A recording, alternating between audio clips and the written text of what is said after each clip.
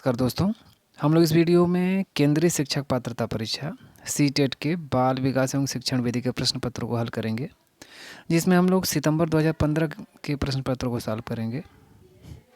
तो चलिए स्टार्ट करते हैं इस वीडियो का पहला प्रश्न है, शैशव काल की अवधि है।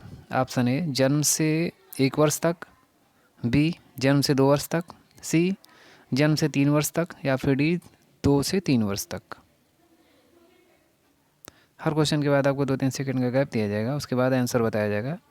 जिससे पहले आप खुद क्वेश्चन का आंसर दें, उसके बाद आंसर देखें, जिससे आपका रिवीजन और मॉक टेस्ट दोनों एक साथ हो जाएगा। इस प्रश्न का उत्तर बी हो जाएगा, जन्म से 2 वर्ष तक। शैशव काल की अवधि जन्म से 2 वर्ष तक मानी जाती है। नेक्स्ट क्वेश्चन नंबर 2 है, पियाजे के अनुसार 2 से 7 वर्ष के बीच एक बच्चा संज्ञानात्मक विकास की डॉट दिया गया अवस्था में, अर्थात किस अवस्था में है। ऑप्शन ए पूर्व संक्रियात्मक, बी औपचारिक संक्रियात्मक, सी मूर्त संक्रियात्मक, या फिर डी संवेदी गतिक। ए इसका आंसर है पूर्व संक्रियात्मक। पियाजे के अनुसार 2 से 7 वर्ष के बीच एक बच्चा संज्ञानात्मक विकास की अवधि है कि विकास की पूर्व संक्रियात्मक अवस्था में है। ये 2 से 7 वर्ष के बीच पूर्व संक्रियात्मक अवस्था माना जाता है, 2 से 7 वर्ष। अगला प्रश्न,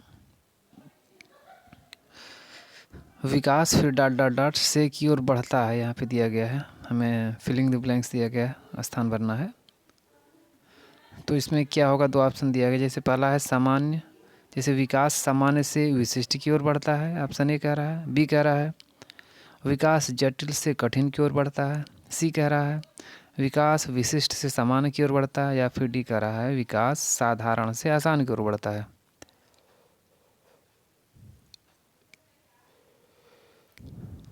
इसका आंसर हो जाएगा विकास सामान्य से विशिष्ट की ओर बढ़ता है। अगला प्रश्न, जब वयस्क सहयोग से सामंजस्य कर लेते हैं तो वे बच्चे के वर्तमान स्तर के प्रदर्शन को संभावित क्षमता के स्तर के प्रदर्शन की तरफ प्रगति क्रम को सुगम बनाते हैं। इसे कहा जाता है, ऑप्शन ए समयस्थ विकास, बी सहयोग देना, सी सहभागी अधिगम, या फिर डी सहयोगात्मक अधिगम।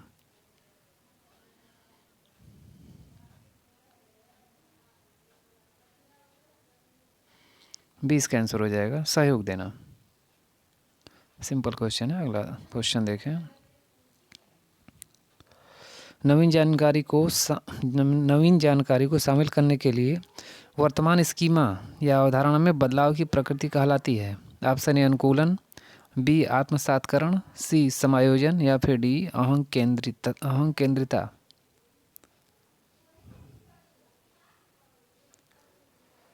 सी इसका आंसर हो जाएगा समायोजन। नवीन जानकारी को शामिल करने के लिए वर्तमान स्कीमा में बदलाव की प्रक्रिया समायोजन कहलाती है।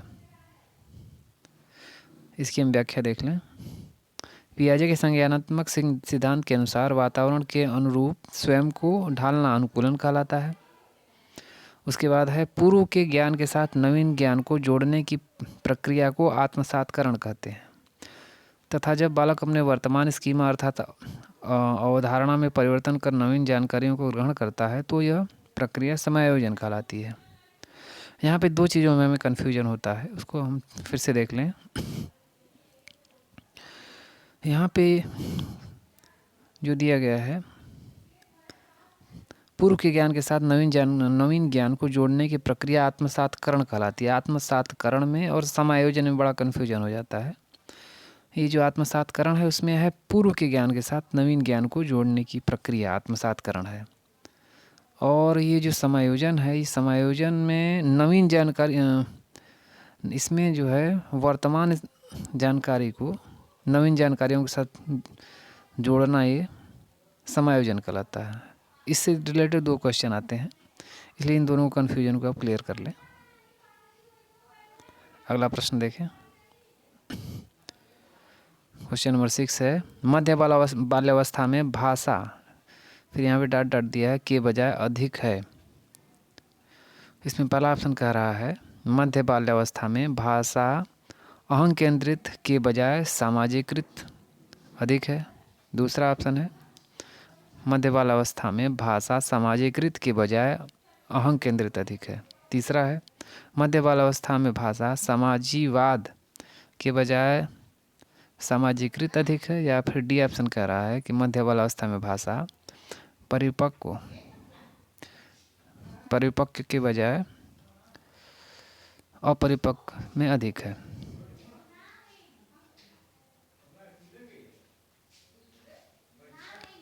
इसका आंसर भी हो जाएगा अहं केंद्रित के बजाय सामाजिकृत अधिक है। बी ऑप्शन के अनुसार इसका आंसर हो जाएगा मध्य बाल अवस्था में भाषा सामाजिकृत के बजाय अहम केंद्रित अधिक है। अगला प्रश्न क्वेश्चन नंबर 7 देखें। बाल केंद्रित शिक्षा में शामिल है। ऑप्शन ए बच्चों के लिए हस्तपरक गतिविधियाँ, बी बच्चों को एक कोने में बैठाना, सी प्रतिबंधित परिवेश में अधिगम, या फिर डी वे गतिविधियाँ जिनमें खेल शामिल नहीं होते हैं।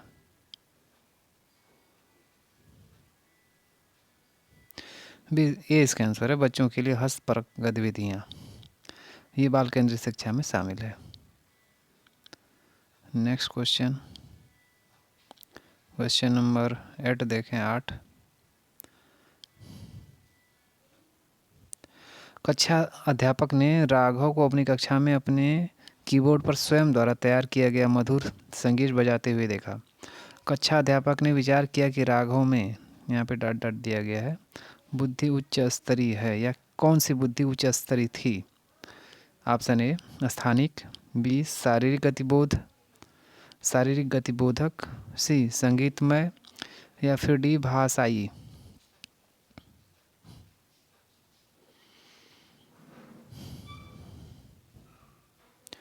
सी इसका आंसर हो जाएगा संगीतमय।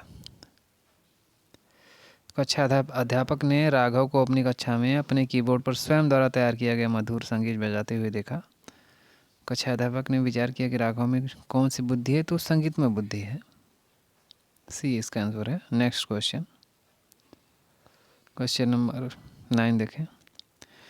जब एक शिक्षक यह समझाता है कि स्वाभाविक रूप से लड़के गणित में लड़कियों से अच्छे हैं, तो यह दर्शाता है कि अध्यापक, ऑप्शन ए नीतिपरक है, बी लिंग पक्षपाती है, सी शिक्षाप्रद है, या फिर डी सही दृष्टिकोण वाला है।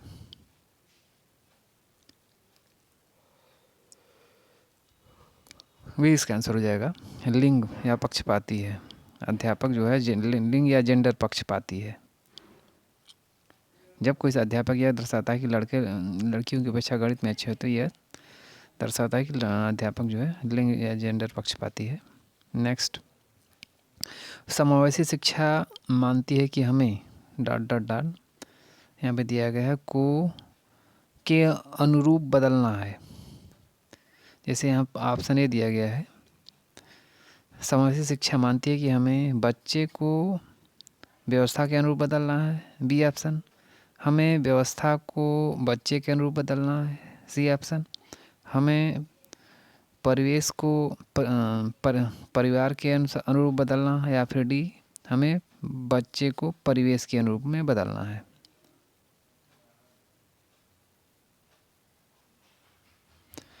इसका आंसर भी हो जाएगा हमें व्यवस्था को बच्चे के अनुरूप बदलना है। समावेशी शिक्षा यह मानती है कि हमें व्यवस्था को बच्चे के अनुरूप बदलना है।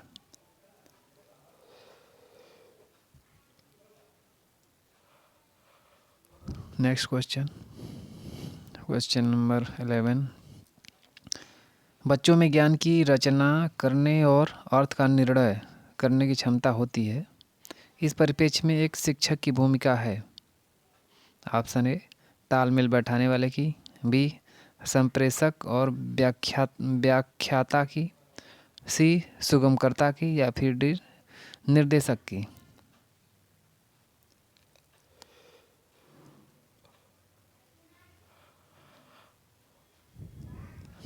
सी इसका आंसर हो जाएगा सुगमकर्ता की। बच्चों में ज्ञान की रचना करने और अर्थ का निर्णय करने की क्षमता होती है। इस परिप्रेक्ष्य में एक शिक्षक की भूमिका सुगमकर्ता की होती है। Next question number 12। इसमें से कौन सी विशेषता प्रतिभाशाली बच्चों की नहीं है? ऑप्शन ए उच्चतर श्रेणी की मानसिक प्रक्रियाएं, बी उच्च आत्म क्षमता, सी निम्न औसतीय मानसिक प्रक्रियाएं, या फिर डी अंतर्दृष्टिपूर्वक समस्याओं का समाधान करना।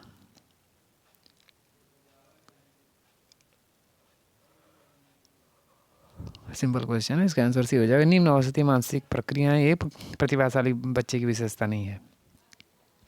नेक्स्ट क्वेश्चन नंबर 13, कोहलबर्ग के सिद्धांत के पूर्व परंपरागत स्तर के अनुसार कोई नैतिक निर्णय लेते समय एक व्यक्ति निम्नलिखित में से किस तरफ प्रवृत्त होगा? ऑप्शन ए अंतर्निहित संभावित दंड, बी व्यक्तिगत आवश्यकताएं तथा इच्छाएं, सी व्यक्तिगत मूल्य, या फिर डी पारिवारिक अपेक्षाएं।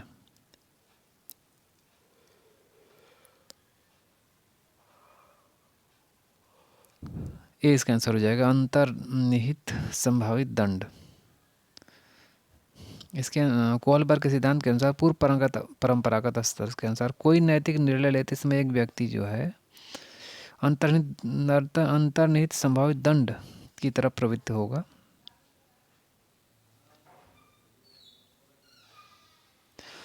इसकी हम व्याख्या देख लें थोड़ा। कोहलबर्ग ने नैतिक विकास के 3 स्तर बताए हैं। ये पहला है पूर्व परंपरागत स्तर, दूसरा है परंपरागत स्तर और तीसरा है उत्तर परंपरागत स्तर। और इसके अंतर्गत जो दिया गया है उसको हम देख लेते हैं। पूर्व परंपरागत के स्तर के अंतर्गत है दंड तथा आज्ञा पालन अभिमुखता तथा यांत्रिक सापेक्षी अभिमुखता को इसमें शामिल किया गया है। पूर्व परंपरागत स्तर के अंतर्गत जो है दंड तथा आज्ञा पालन अभिमुखता तथा यांत्रिक सोपान अभिमुखता को शामिल किया गया है। दूसरा है परंपरागत स्तर, इसके अंतर्गत परंपरागत एकल अभिमुखता तथा अधिकार संरक्षण अभिमुखता को शामिल किया गया है। इसके अंतर्गत जो है परस्पर एक रूप अभिमुखता तथा अधिकार संरक्षण अभिमुखता को शामिल किया गया है। तीसरा है उत्तर परंपरागत स्तर, इसके अंतर्गत सामाजिक अनुबंध विधि, सम्मत अभिमुखता तथा सार्वभौमिक नैतिक सिद्धांत अभिमुखता को शामिल किया गया है। उत्तर परंपरागत स्तर के अंतर्गत सामाजिक अनुबंध विधि, सम्मत अभिमुखता तथा सार्वभौमिक नैतिक सिद्धांत अभिमुखता को शामिल किया गया है। अगला प्रश्न,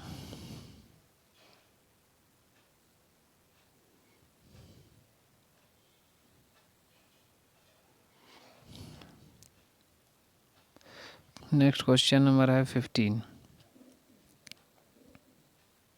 निम्नलिखित में से कौन सा बाल विकास का एक सिद्धांत नहीं है?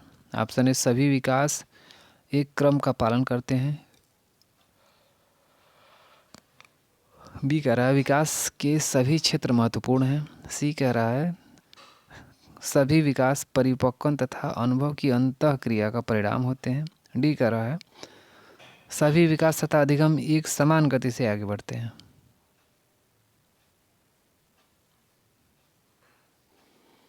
डी इसका आंसर है सभी विकास तथा अधिगम एक समान गति से आगे बढ़ते हैं। यह ऑप्शन सही नहीं है, बाकी सब सही दिए गए हैं। नेक्स्ट, निम्नलिखित में से कौन सा आकलन करने का सर्वाधिक उपयुक्त तरीका है?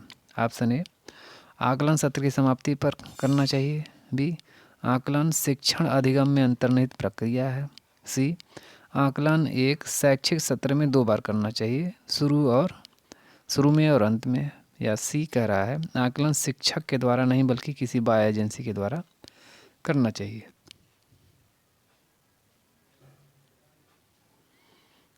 बी इसका आंसर हो जाएगा आकलन शिक्षण अधिगम में अंतर्निहित एक प्रक्रिया है।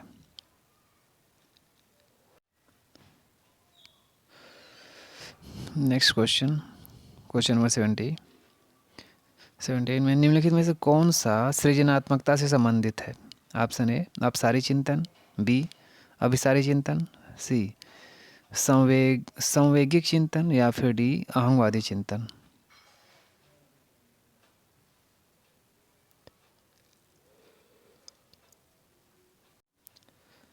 ये इसका आंसर हो जाएगा अपसारी चिंतन। अपसारी चिंतन सृजनात्मकता से संबंधित है। इसकी हम व्याख्या देख लें। अपसारी चिंतन के अंतर्गत व्यक्ति विभिन्न भिन्नताओं के साथ ही समस्या का हल खोजता है तथा व्यक्ति उन समाधानों की अच्छाई तथा उपयोगिता के संबंध में निर्णय लेता है। अपसारी चिंतन बालक में सृजनात्मकता के गुणों में वृद्धि करता है, जबकि अभिसारी चिंतन के अंतर्गत समस्या समाधान परंपरा एवं प्रचलन के अनुरूप ही किया जाता है। नेक्स्ट क्वेश्चन नंबर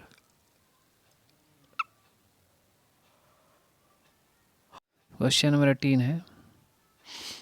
बच्चों के बारे में निम्नलिखित कथनों में से किस कथन से वाइगोत्स्की सहमत होते? ऑप्शन ए, बच्चे समवयस्कों और वयस्कों के साथ सामाजिक अंतःक्रियाओं के माध्यम से सीखते हैं। बी, बच्चे तब सीखते हैं जब उनके लिए आकर्षक पुरस्कार निर्धारित किए जाएं। सी, बच्चों के चिंतन को तब समझा जा सकता है जब प्रयोगशाला में पशुओं पर प्रयोग किए जाएं। या फिर डी, बच्चे जन्म से शैतान होते हैं और उन्हें दंड देकर नियंत्रित किया जाना चाहिए।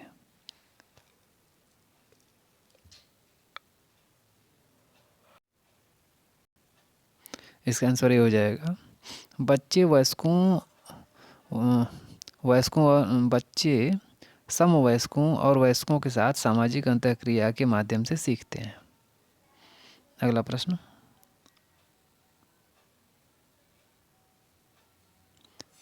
बच्चे के बारे में दिया गया है।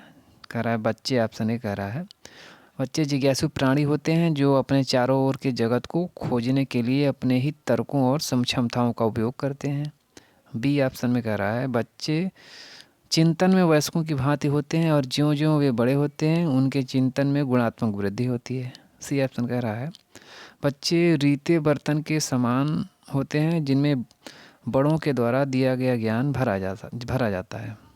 डी कह रहा है, बच्चे निष्क्रिय जीव होते हैं जो प्रदत्त सूचनाओं को ज्यों की त्यों प्रतिलिपि के रूप में प्रस्तुत कर देते हैं।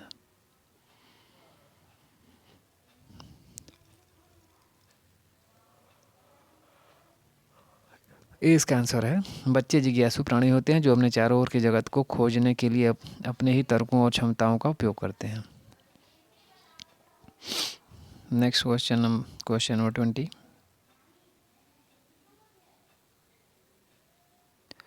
बच्चों की त्रुटियों के बारे में निम्नलिखित में से कौन सा कथन सत्य है? ऑप्शन ए, असावधानी के कारण बच्चे त्रुटियां करते हैं। बी, बच्चों की त्रुटियां उनके सीखने की प्रक्रिया का अंग है।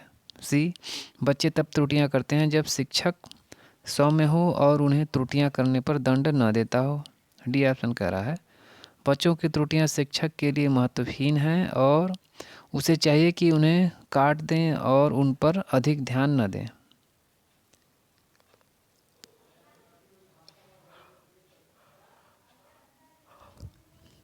बी इसका आंसर हो जाएगा, बच्चों की त्रुटियां उनके सीखने की प्रक्रिया का ही एक अंग होती हैं।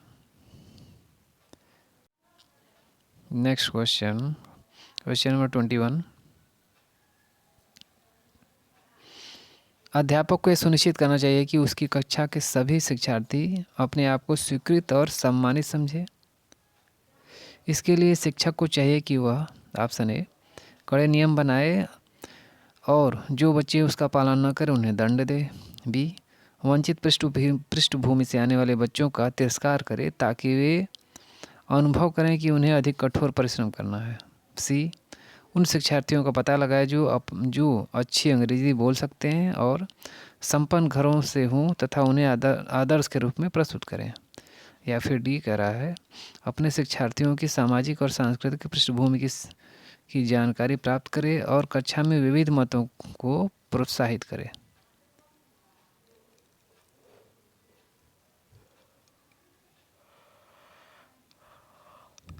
डी इसका आंसर हो जाएगा, अपने शिक्षार्थियों की सामाजिक और सांस्कृतिक पृष्ठभूमि की जानकारी प्राप्त करें और कक्षा में विविध मतों को प्रोत्साहित करें।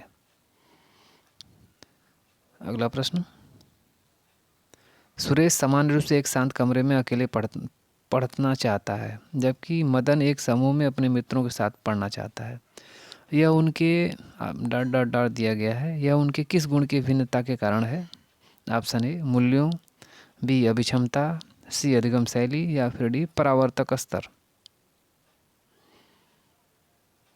सी इसका आंसर हो जाएगा अधिगम शैली। हर बच्चे की अधिगम शैली अलग अलग होती है। प्रत्येक बालक में अलग अलग अधिगम शैली होती है। इस कारण से कोई बालक अकेले में पढ़ना पसंद करता है तो कोई समूह में। शिक्षक को चाहिए कि बालक जिस अधिगम शैली में सहज महसूस कर रहा है उसे उसी शैली में शिक्षण प्रदान करना चाहिए। नेक्स्ट क्वेश्चन, भारत में भाषिक, क्वेश्चन नंबर 23 है, भारत में भाषिक भिन्नता बहुत है। इस संदर्भ में विशेषकर कक्षा 1 और 2 के प्राथमिक स्तर पर बहुभाषिक कक्षाओं के बारे में सर्वथा उपयुक्त कथन है। ऑप्शन ए, शिक्षार्थियों को अपनी मातृभाषा या स्थानीय भाषा का प्रयोग करने पर दंडित किया जाए। बी, विद्यालय में उन्हीं बच्चों को प्रवेश दिया जाए जिनकी मातृभाषा वही हो जो शिक्षा के लिए अपनाई जा रही हो। सी, शिक्षक को सभी भाषाओं का सम्मान करना चाहिए और सभी भाषाओं में अभिव्यक्ति के लिए बच्चों को प्रोत्साहित करना चाहिए। या फिर डी, जो बच्चे कक्षा में मातृभाषा का उपयोग करते हैं अध्यापक को उनकी उपेक्षा करनी चाहिए। सी इसका आंसर है, शिक्षक को सभी भाषाओं का सम्मान करना चाहिए और सभी भाषाओं में अभिव्यक्ति के लिए बच्चों को प्रोत्साहित करना चाहिए। नेक्स्ट क्वेश्चन नंबर 24 है, प्रकृति पोषण विवाद में प्रकृति से क्या अभिप्राय है। ऑप्शन ए, हमारे आसपास का वातावरण। बी, जैविकी विशेषताएं या वंशानुक्रम सूचनाएं। सी, एक व्यक्ति की मूलभूत प्रवृत्ति। या फिर डी है, भौतिक और सामाजिक संसार की जटिल शक्तियां।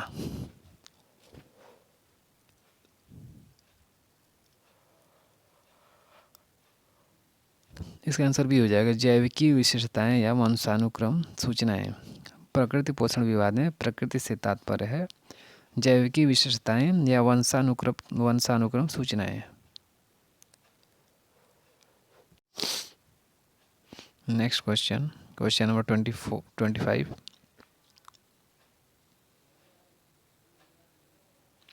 जनसंचार माध्यम समाजीकरण का एक महत्वपूर्ण माध्यम बनता जा रहा है।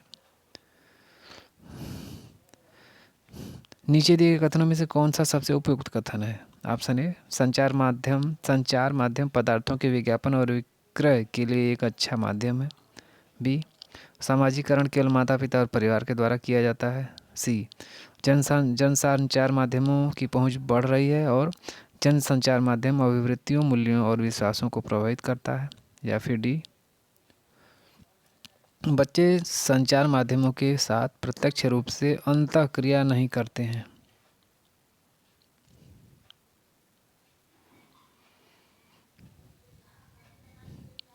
इसका आंसर सी हो जाएगा, जनसंचार माध्यमों की पहुंच बढ़ रही है और जनसंचार माध्यम अभिवृत्तियों, मूल्यों और विश्वासों को प्रभावित करता है। नेक्स्ट क्वेश्चन नंबर 26, बच्चे किस प्रकार से सीखते हैं। नीचे दिए कथनों में से कौन सा इस प्रश्न के विषय में सही नहीं है। ऑप्शन ए, बच्चे केवल कक्षा में सीखते हैं। बी, बच्चे तब सीखते हैं जब वे संज्ञानात्मक रूप से तैयार होते हैं। सी, बच्चे अनेकों प्रकार से सीखते हैं। डी, बच्चे सीखते हैं क्योंकि वे स्वाभाविक रूप से प्रेरित होते हैं। इसमें बताना कौन सही नहीं है।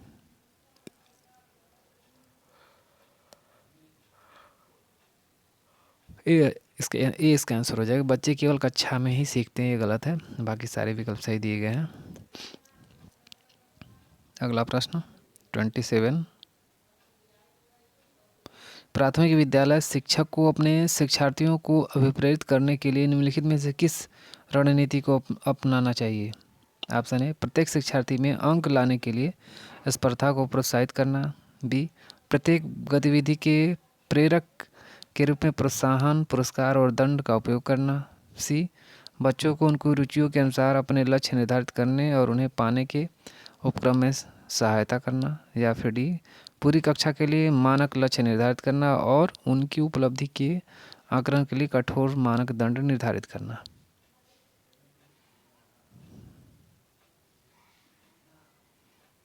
सी इसका आंसर हो जाएगा, बच्चों को उनकी रुचियों के अनुसार अपने लक्ष्य निर्धारित करने और उन्हें पाने के उद्यम में सहायता करना। नेक्स्ट क्वेश्चन नंबर 28, निम्नलिखित में से कौन सा सामाजिकरण का एक प्रमुख कारक है? ऑप्शन ए परिवार, बी कंप्यूटर, सी अनुवांशिकता या फिर डी राजनीतिक दल। ये इसका आंसर हो जाएगा परिवार। अगला प्रश्न, बच्चों को समूह कार्य देना एक प्रभावी शिक्षण रणनीति है क्योंकि ऑप्शन ए इससे शिक्षक का काम कम हो जाता है, बी छोटे समूह में कुछ बच्चों को दूसरे बच्चों पर हावी होने की अनुमति होती है, सी सीखने की प्रक्रिया में बच्चे एक दूसरे से सीखते हैं और परस्पर सहायता भी करते हैं, या फिर डी बच्चे अपना काम जल्दी जल्दी करने में समर्थ होते हैं।